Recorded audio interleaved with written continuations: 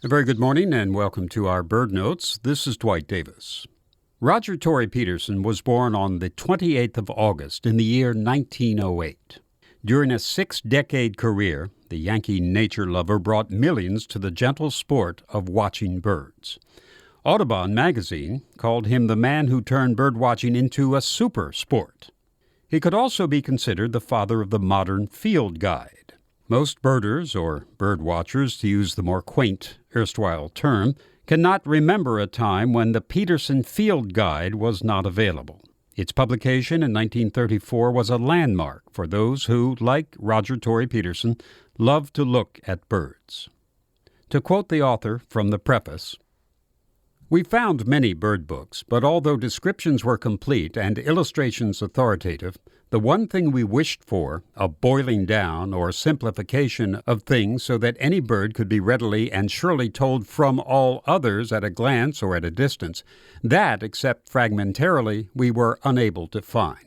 Hence this handbook, designed to complement the standard ornithological works, a guide to the field marks of eastern birds, wherein live birds may be run down by impressions, patterns, and distinctive marks."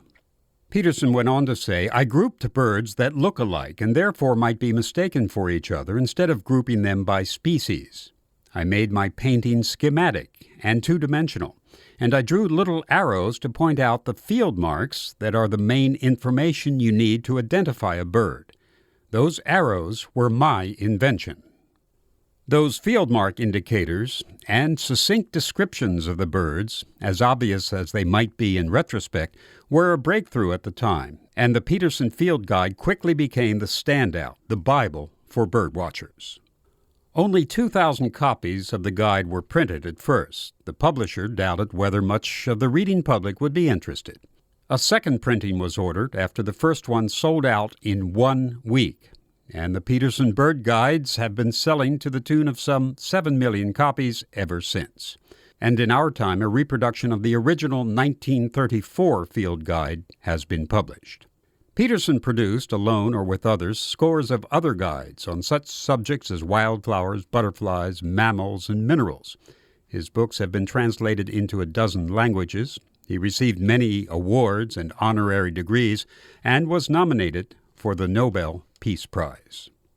So happy birthday, and thank you to Roger Tory Peterson, a lanky, soft-spoken New Englander who lives on through his works.